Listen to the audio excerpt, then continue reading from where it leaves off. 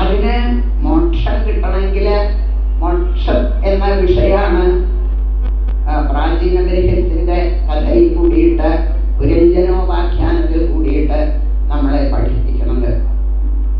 മോക്ഷം ഉണ്ടാവണമെങ്കിൽ ആദ്യം വൈരാഗ്യം ഉണ്ടാവണം. അതാണ്.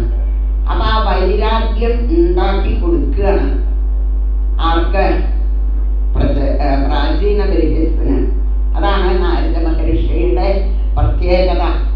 ഏത് താണ ലെവലിലിരിക്കണ ആളെയും ഭഗവാന്റെ അടുത്ത് അങ്ങോട്ട് എത്തിക്കാൻ ഒരു വിഷമവും ഇല്ല നാരദ മഹർഷിക്ക്.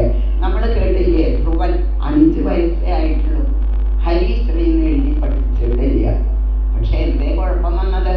നാരദനെ ഗുരുവായിട്ട് കിട്ടിയതോട് കൂടിയിട്ട് 6 മാസം തികഞ്ഞില്ല, ഭഗവാനെ കാണാൻ സാധിച്ചില്ലേ. എല്ലാ തരത്തിലുള്ള ധ്രുവൻ വേണ്ടാന്ന് പറഞ്ഞിട്ടും ധ്രുവന്റെ സകല മോഹങ്ങളും, പണ്ടുണ്ടായിരുന്ന സകല മോഹങ്ങളും സാധിപ്പിച്ചു കൊടുത്തുകൊണ്ട് ഭഗവാൻ എല്ലാ വരങ്ങളും കൊടുത്തു. ഓരാ ഭട്ടതിരിപ്പാട് നാരായണീയത്തിൽ പറയണ പോലെ അനഭ്യർത്ഥിതാനഭ്യർത്ഥാൻ കാമാൻ അജസ്രം വിതരതി, അല്ലേ? എല്ലാം തന്നെ മോക്ഷ അടക്കം. മോക്ഷം എന്ന് പറഞ്ഞാൽ മരിച്ചു പോയിട്ടാണ്, മരിച്ചു പോവലാണ്, മരിച്ചു പോയിട്ടാണ് മോക്ഷം കിട്ടുക, സുഖാകുക എന്നൊക്കെയാണ് നമ്മൾ ധരിച്ചിരിക്കുന്നത്. അങ്ങനെയൊന്നും പരിഭ്രമിക്കണ്ട എന്ന ധ്രുവചരിതം. കാരണം ഉടലോടെയാ പോയിരിക്കുന്നത് ധ്രുവൻ. അപ്പൊ മരിച്ചു പോകുമോ എന്ന് വിചാരിച്ച് പേടിച്ച് ആരും പേടിക്കണ്ട. പണ്ട് തൃശ്ശൂര് ഒരു കഥ ഉണ്ടായി എന്ന് കേട്ടിട്ടുണ്ട്. സാക്ഷാൽ തൃശ്ശൂര് വടക്കുനാഥനെ എന്നും തൊഴണ ഒരു സ്ത്രീ, ഒരു വയസ്സായിട്ടുള്ള സ്ത്രീയാണ്, ഒരുപാട് വയസ്സായിരിക്കണം, വയ്യാണ്ടേ ആയിരിക്കണം. അതുകൊണ്ട് ആ സ്ത്രീ എപ്പോഴും വടക്കുനാഥനെ തൊഴുമ്പോ പ്രാർത്ഥിക്കൂത്രേ, എന്താ വടക്കുനാഥ എനിക്ക് വേഗം മോക്ഷം തരണേ, മോക്ഷം തരണേ. എന്തോ ഒരു നല്ല കാര്യമാണെന്ന് മനസ്സിലാക്കിയിട്ടുണ്ട് ഈ മോക്ഷം എന്ന് പറഞ്ഞാല്. അപ്പോ ഈ സ്ത്രീ എന്ന് പ്രാർത്ഥിക്കും, മോക്ഷം തരണേ, മോക്ഷം തരണേ എന്ന് പ്രാർത്ഥിക്കൂത്രേ. എന്നെ കാലിനും കൂടി വേണ്ടല്ലോ, എത്രയായി എനിക്ക് പ്രായം, എനിക്ക് മോക്ഷം തരണേ എന്ന് പ്രാർത്ഥിക്കും. നിന്ന് കേൾക്കും അവിടുത്തെ മേശാന്തി.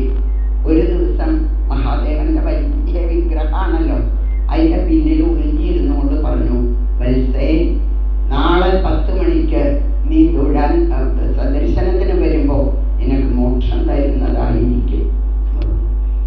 എന്റെ ഈശ്വരാർദ്ധങ്ങട്ട് കേട്ടപ്പോ എന്റെ ദേവര് വർത്തമാനം പറയുന്നു ഞാൻ വിചാരിച്ചില്ലേ. എനിക്ക് മോക്ഷവും വേണ്ട, ഒന്നും വേണ്ട, എന്റെ കൊണ്ടാട്ടം വെയിലത്തിട്ടിട്ടാണ് ഞാൻ വന്നിരിക്കണത് എന്ന് പറഞ്ഞുകൊണ്ട് ആ സ്ത്രീ ഓടിപ്പോയി എന്നാണ് കഥ. അപ്പോ ഇതാണ് നമ്മളുടെയൊക്കെ വൈരാഗ്യത്തിന്റെ കഥ. ഈശ്വരനെങ്ങാനും നമ്മളോട് മോക്ഷം തരാന്ന് പറഞ്ഞാൽ പിന്നെ നമ്മൾ ക്ഷേത്രത്തിലേക്കും കൂടിയും വരില്ല. അത്രയ്ക്ക് ഭക്തിയും വൈരാഗ്യവും ഒക്കെയാണ് നമുക്കുള്ളത്. ഭഗവാനോട് ആത്മാർത്ഥമായിട്ടുള്ള സ്നേഹം ഉണ്ടെങ്കിൽ ഭഗവാൻ വിളിച്ചാൽ നമ്മൾ പോവാണ്ടിരിക്കില്ലല്ലോ. അപ്പൊ നമുക്ക് ഭക്തിയില്ല, ജ്ഞാനവും ഇല്ല, വൈരാഗ്യവും ഇല്ല, ഒരു വസ്തുവില്ല, തീർച്ചയല്ലേ. അപ്പൊ അതാണ്. അപ്പൊ എന്ത് വേണം? തീവ്രമായിട്ടുള്ള വൈരാഗ്യം ഉണ്ടാവണം. അപ്പോഴേ മോക്ഷത്തിന് മോഹിക്കുള്ളൂ. അതിന് കാര്യം മനസ്സിലാക്കണം. അതെങ്ങനെയാണ് ഉണ്ടാവുക? അതാണ് ശ്രീനാരദ മഹർഷി ഇദ്ദേഹത്തിന്, മഹാരാജാവിന്, പ്രാചീന ബൃഹത്തിന് പറഞ്ഞു കൊടുക്കുന്നത്. അദ്ദേഹത്തിനെ പോലെ ഇത്ര ആസക്തൻ, കർമ്മഠൻ എന്ന് പറയണം. എന്താ അപ്പൊ അദ്ദേഹത്തിന്റെ പുത്രന്മാരുടെ കഥ കേട്ടില്ലേ? എന്തൊരു ഭാഗ്യവാന്മാരാ. അവർക്ക് മഹാദേവനെ ഗുരുവായിട്ട് ലഭിച്ചു. അവര് ഭഗവാനെ സേവിക്കാൻ പോയപ്പോ മഹാദേവനെ കണ്ടു. എന്നിട്ട് തഥാഭവത്യർത്ഥമിദം സമാഗതോ ഭവോ ഭവൽ സേവകദർശനാകൃത. ഗുരുവായൂരെത്തി. ആ മമ്മിയൂര് ഗുരുവായൂരെത്താറായി. മമ്മിയൂരെത്തിയപ്പോ ആ വലിയ തടാകത്തില് സുഖമായിട്ട് സ്നാനം ചെയ്ത് നിന്നിരുന്ന മഹാദേവൻ കൂട്ടുകാരോട് കൂടി വന്നു. എന്നിട്ട് രുദ്രഗീതം ഉപദേശിച്ചു. അവര് വെള്ളത്തിൽ മുങ്ങിക്കിടന്ന് തപസ് ചെയ്തുകൊണ്ടിരിക്കണു. അപ്പൊ അവരുടെ കാര്യം ഉറപ്പായി. അതാണ് പണ്ടുള്ളവർ പറയും, ഗുരുവായൂരപ്പനെ ഉച്ചപൂജയ്ക്ക് തൊഴാൻ ചെന്നാലും അത്ര കാരുണ്യാണെന്നാണ് പറഞ്ഞു വരണത്. ഉച്ചപൂജയ്ക്ക് തൊഴാൻ ചെന്നാൽ ഭഗവാൻ നോക്കൂലോ ആരൊക്കെയാ തൊഴാൻ വന്നിരിക്കണത് എന്ന് നോക്കൂലോ. തൊഴാൻ വന്നവരെ മാത്രമല്ല അത്രേ നോക്കി അനുഗ്രഹിക്കുള്ളൂ. ആരൊക്കെയാ അവരുടെ കുടുംബത്തിൽ ഇരിക്കണത് നോക്കൂത്രേ. എന്നിട്ട് അവരെയും കൂടി അനുഗ്രഹിക്കും. അത്ര വിശേഷമാണ് ഗുരുവായൂരപ്പൻ്റെ ഉച്ചപൂജ തൊഴുക എന്ന് പറഞ്ഞു കേട്ടിട്ടുണ്ട്. അതേ ഒരു അനുഭവമാണ് നമുക്ക് ഈ കഥ കേൾക്കുമ്പം തോന്നുക. ഇപ്പൊ പ്രചേതസ്സുകള് 10 പേര് ഭഗവാനെ സേവിക്കാൻ തുടങ്ങി. അപ്പൊ ഭഗവാൻ എന്താ ആലോചിച്ച്, ഇവരുടെ അച്ഛനുണ്ട് ഒരാൾ, പ്രാചീന പരിമിസ്. അദ്ദേഹം അവിടെ കൊട്ടാരത്തിൽ യാഗം ചെയ്തുകൊണ്ടിരിക്കുക. അദ്ദേഹത്തിന് നാമം ജപിക്കലും ഭാഗവതം വായിക്കലും ക്ഷേത്രത്തിൽ തൊഴിലൊന്നും പറ്റില്ല. അദ്ദേഹത്തിന് യാഗം ചെയ്യാൻ മാത്രമേ ഇഷ്ടമുള്ളൂ. എന്തിനു വേണ്ടിയിട്ടാ? എനിക്ക് മോക്ഷമല്ല വേണ്ടത്. അദ്ദേഹം പറയാം, എനിക്ക് സ്വർഗത്തിൽ പോയിട്ട് സുഖമായിട്ടിരിക്കണം, അതാണ് വേണ്ടത് എന്നാണ് അദ്ദേഹം പറയുക. അതിനെന്താ വേണ്ടത്? അതിനൊരു യാഗം ചെയ്യണം, അപ്പോൾ സ്വർഗത്തിൽ പോവാം. അങ്ങനെ അദ്ദേഹം യാഗം ചെയ്തുകൊണ്ടിരുന്ന അതിൽ നിന്ന് അടർത്തി എടുക്കണമല്ലോ. അതല്ല, എന്താ ക്ഷീണേ പുണ്യേ മർത്യലോകം വിശന്തി. സ്വർഗത്തിൽ പോയിട്ട് കാര്യമൊന്നുമില്ല. നല്ല 5 സ്റ്റാർ ഹോട്ടലിൽ പോയിട്ട് താമസിക്കണം മതിയ. കൊടുത്ത പൈസ കഴിഞ്ഞാൽ വീണ്ടും നമ്മൾ അവിടുന്ന് ഇറങ്ങിപ്പോരണം. ഇതുപോലെയാണ് സ്വർഗത്തിൽ പോയാലും. ഈ വേദാന്തൊന്നും അദ്ദേഹത്തിന് പറഞ്ഞാൽ മനസ്സിലാവില്ല. അപ്പൊ എന്ത് വേണം? ഒന്ന് ഇളക്കി വിടണം അദ്ദേഹത്തിനെ അവിടുന്ന്. അതാണ് പാകത്തിന് ഭഗവാൻ എന്ത് ചെയ്യും? ആരെ രക്ഷപ്പെടുത്താനും നാരദനെ പറഞ്ഞയച്ചാൽ മതി. പാകത്തിന് ഓരോരുത്തരുടെ രോഗത്തിനനുസരിച്ചാണല്ലോ മരുന്ന് കൊടുക്കേണ്ടത്, രോഗശക്തിക്ക് അനുസരിച്ച്. അതാണ് നാരദൻ. നാരദൻ ചോദിച്ചു, എന്താ ഈ യാഗം അല്ല എന്തോ കേമായിട്ട് പുറപ്പെട്ടിരിക്കുകയാണല്ലോ, എന്താ യാഗം ചെയ്യുക? എത്രയായി? ഒന്നും അറിയില്ല, കണക്കൊന്നും വെക്കാറില്ല. കാരണം എനിക്ക് കണക്ക് വെച്ചിട്ട് ആവശ്യമില്ല. എനിക്ക് വളരെ ഇഷ്ടമായ എത്ര യാഗം ചെയ്താലും എനിക്ക് മതിയാവില്ല. അതെയോ? ശരി, യാഗം ചെയ്യേണ്ടത് എന്തിനു വേണ്ടിയിട്ടാണ്? സ്വർഗത്തിൽ പോയിട്ട് സുഖമായിട്ട്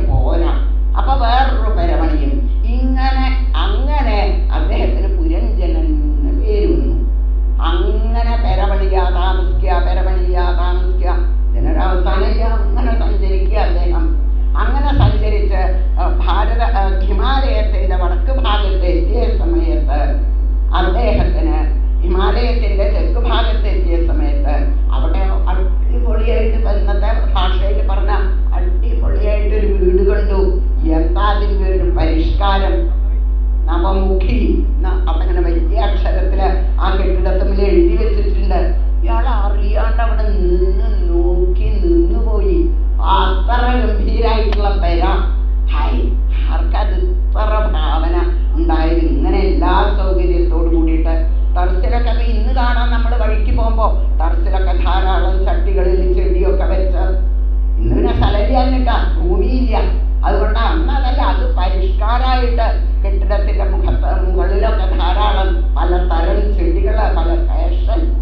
ഹായ്, എന്താ ജനലുകള്, പല കളറുള്ള ചില്ലുകളൊക്കെ വെച്ച ജനലുകള്. 2 കാലിലാ പെര നിൽക്കണത്. എന്തൊരു പരിഷ്കാരം! ഇത്രയൊക്കെ ഭാവന വേണ്ടേ ഇതിനൊക്കെ? ഇതൊക്കെ കണ്ട് അത്ഭുതപ്പെട്ട് നിൽക്കുമ്പോ അതിൻ്റെ ഉള്ളിൽ നിന്ന് ഒരു സ്ത്രീ ഇറങ്ങി വന്നു. എന്തൊരു സുന്ദരിയ! അപ്പൊ അതിലേറെ അത്ഭുതമായി. ചോദിച്ചു, എന്താ ഇങ്ങനെ പെരയും കണ്ട് നിൽക്കണത്?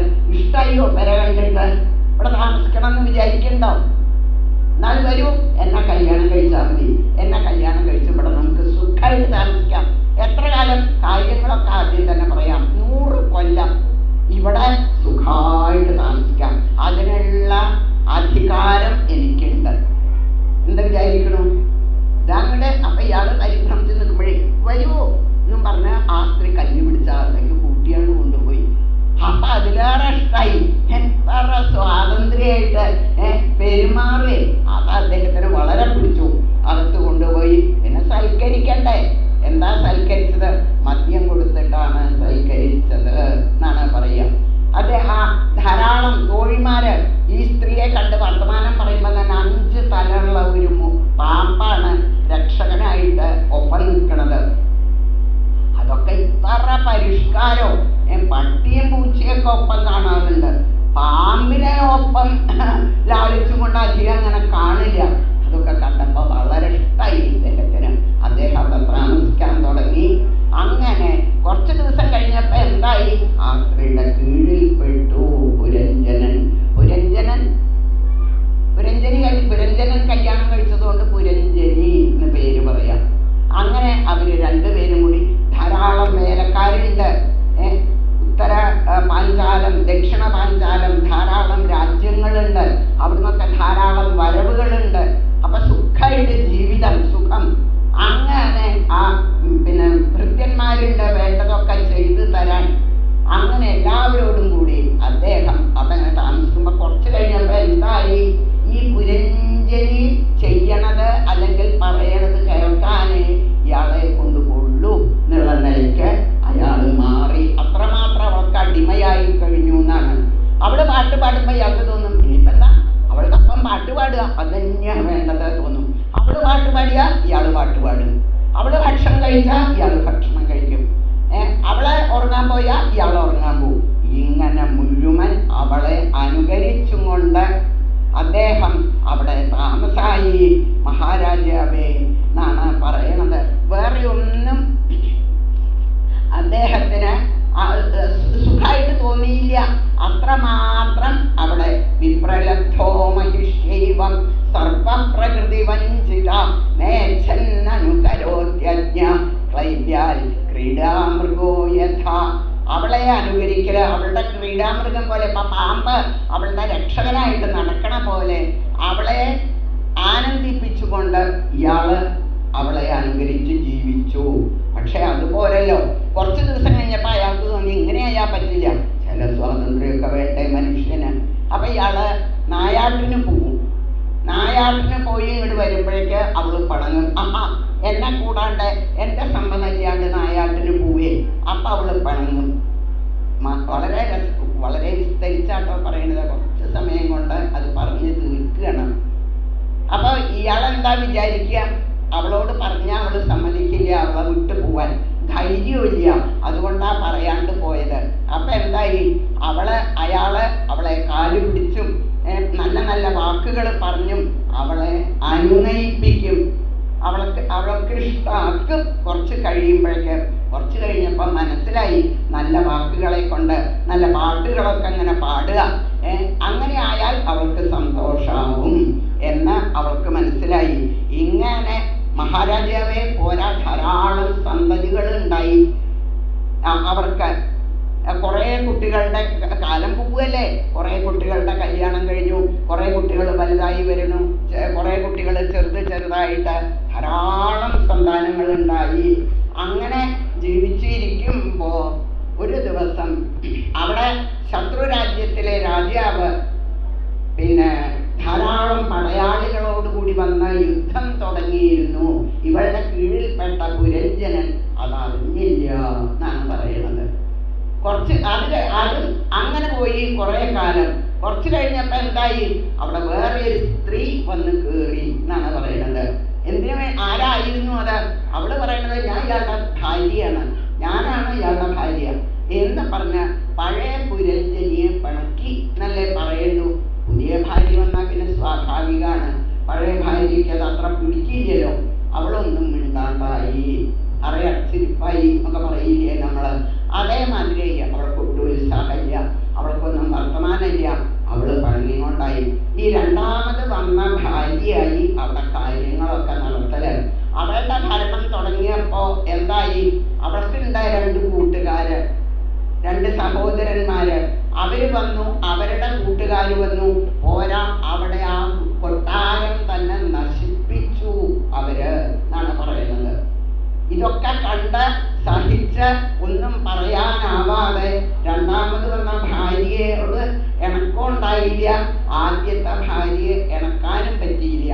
അങ്ങനെ അതൊക്കെ അനുഭവിച്ച് അവസാനം ആ ശത്രുരാജ്യത്തിലെ രാജാവിന്റെ ആക്രമണത്തിൽ ഇയാൾ മരിച്ചു എന്ന് പറയുകയാണ്. ഇയാളെ കൊന്നു അവിടെ ആക്രമിച്ചിട്ട്. അപ്പൊ എന്തായി, ഇയാൾ മരിക്കണ സമയത്ത് ഇയാൾ ആദ്യ ഭാര്യയെ കുറിച്ചിട്ടായിരുന്നു ആ ഓർമ്മ.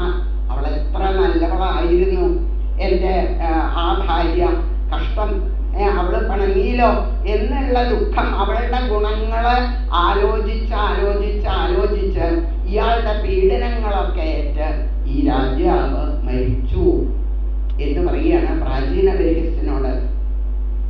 മരിച്ച ഇയാള് ഒരു സ്ത്രീയായിട്ട് ജനിച്ചു, അടുത്ത ജന്മം. അതിൽ നല്ലൊരു സജ്ജനത്തിനെ വിവാഹം കഴിച്ചു, അതിൽ ധാരാളം പുത്രന്മാരൊക്കെ ഉണ്ടായി. തന്നെ വിവാഹം കഴിച്ച ഭർത്താവും കുട്ടികളുമായിട്ട് ജീവിച്ച് ആ കുട്ടികളൊക്കെ പ്രായപൂർത്തിയായപ്പോൾ അവർക്ക് രാജ്യം ഏൽപ്പിച്ചു കൊടുത്ത് ഭർത്താവിനോടൊപ്പം അദ്ദേഹം വളരെ നല്ലൊരു സജ്ജനായിരുന്നു. കാട്ടിൽ പോയി തപസ് ചെയ്തുകൊണ്ടിരിക്കുമ്പോൾ അദ്ദേഹം മരിച്ചു. അപ്പൊ വല്ലാത്ത ദുഃഖായി. വൈദർഭി എന്നാണ് ആ ജന്മത്തില് ഇവൾക്ക് പേര്. ആ വൈദർഭി തൻ്റെ ഭർത്താവ് മരിച്ചത് കണ്ട്